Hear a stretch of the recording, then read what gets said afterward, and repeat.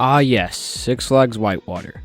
A relatively good-sized water park located in Marietta, Georgia.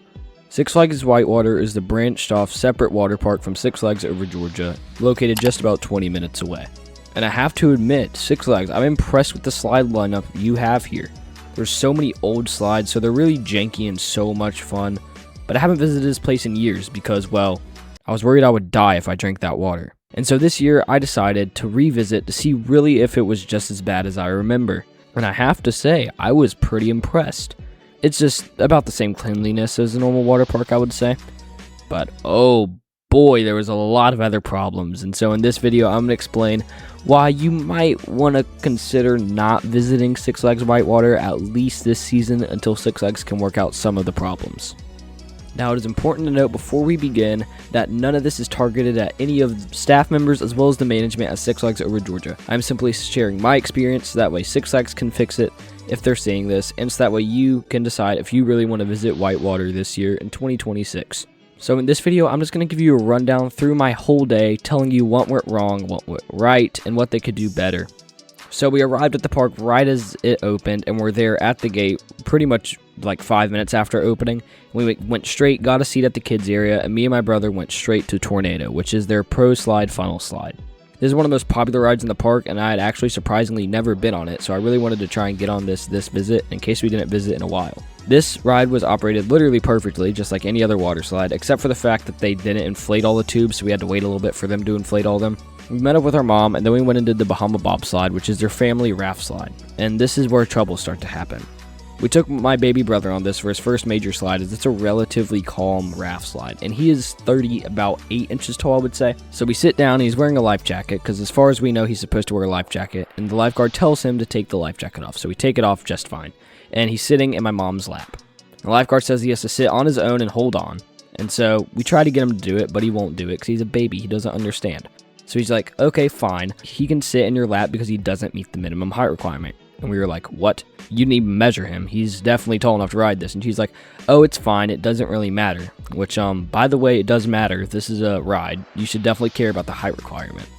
So anyway, they sent us down anyway. He's sitting in my mom's lap. He didn't like it, but it's okay. We'll get him on bigger slides eventually. And that was fine. We went to go to the Wahoo Racer. Everything besides Wahoo Racer and Bahama Bob slide was closed the whole day. So we went back up and did these tidal wave body slides, which have been abandoned for literally like over 10 years. I was shocked to see that they were open. And they actually go out in the lazy river, so I would say that's pretty cool. And this slide was operated fine besides the fact that literally the second the lifeguard couldn't see one of the people on the slide, he just sent another person. Literally, it was like every 15 seconds somebody would go. And it's not exactly a super short slide, so not very safe. And then we went and did these Gulf Screamer and Black River Falls or something like that. Black River Falls is a body slide and Gulf Screamer is a tube slide.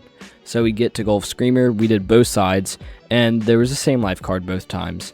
And she was just like sitting in the corner, wasn't even talking, so it was just kind of like a self-run water slide. And this is where we hit the first issue, is that this park actually has a fast lane system, which I don't support at water parks. I don't think fast lane systems really belong at water parks unless it's actually well done.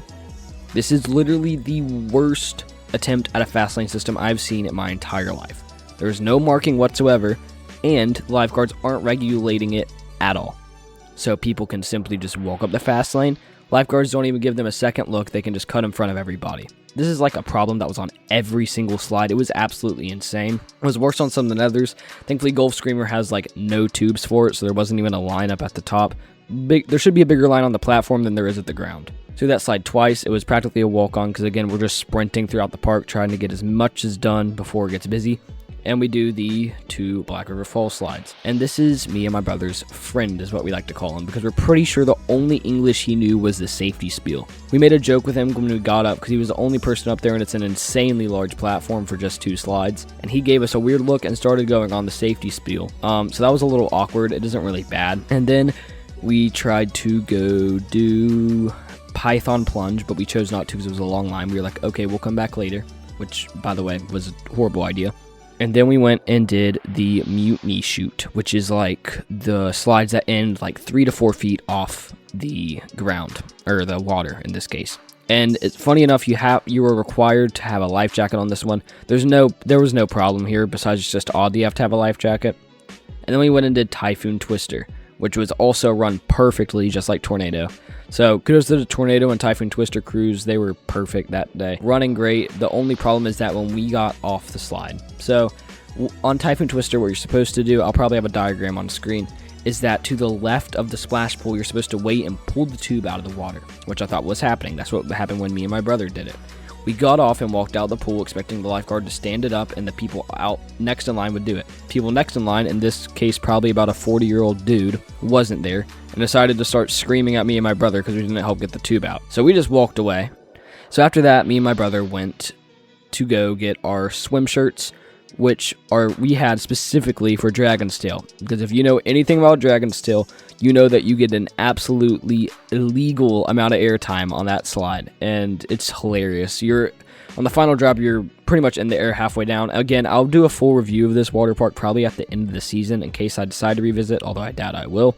So we get up to the top of the platform, everything's fine, and the line is split into two because half the people are cutting using the fast lane line. So already horrible, and the lifeguard's standing there doing nothing. And by the way, I don't support any type of cursing whatsoever.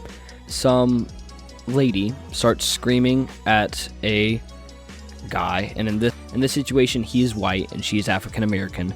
She starts screaming at him because he used the SH word to his daughter, and starts screaming at him with certain racist comments, including "you stupid whiteys," "whites are idiots," and "men are always trying to play the defense," which I just thought all that was disgusting, as well as using every single curse word known under the sun. And the lifeguard simply stood there and did nothing.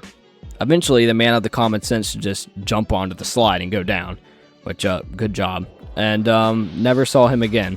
And yeah, that was just horrible. But we eventually got on the slide, and it was fun, and then everything was an insane line. After that, I realized how many people were just using the fast lane to cut, and I wasn't really encouraged to ride anything else, knowing that I would get cut in front of by dozens of people. So me and my brother chose to go to the water playground, which I'm pretty sure is called Splash Island. Now this is a older playground compared to most, and the way it works is one lifeguard runs two slides. So, as a joke, because I saw a kid go down the slide on his belly because the lifeguard wasn't paying attention. As a joke, I said, "Hey, could I go down on my belly?" And he said, "Yeah, why not?" So I was like, okay, that's not supposed to happen. I still did it because it was a small slide and it's safe if you're paying attention, if you're not a tiny little kid. So not just very well run. They obviously didn't care. And after that, it started storming and we chose to leave after trying to go do a couple more slides where we just either got cut in front of or the line was way too long. Speaking of getting cut in front of, one more thing that I did remember, we did try to go back and do Python Plunge. And the line would move sometimes, and then it wouldn't move. And we were like, why is the line moving? Isn't moving. We decided to hop out, and that's when my mom told us she was watching the whole time, and pretty much all the flow was coming from the fast lane line, where people were literally just going through. There was nobody there regulating it. Nobody had fast lane wristbands. I don't even know if the fast lane system is active at Whitewater. The only really positive that I have from a staff member is a lead guard of some sort. He had a orange uniform or yellow uniform on. There was an insane mother who said that a devious child pushed over her daughter or whatever and was screaming and whatever. But the guard handled everything very well. And she was obviously expecting the guard to just start screaming at the little kid, but instead he did it very wisely and maturely and just talked to each of them. And then he walked away with the mom, and I'm assuming just told the kid to stay. The kid said that the lady was also threatening him, which I was like, okay, whatever. But as they were walking out, the lady did start screaming threats at the kid. So I actually kind of fully believe the kid on this one, even though it's a little kid. So I just wanted to share my experience with you. It's kind of a rant, again, similar to my Area Force video. If you like this video, make sure to like and subscribe. All my subscribers are on screen right now. So if you want to be on that list, make sure you have your subscriptions turned on and click the subscribe button. And I will see you in the next one.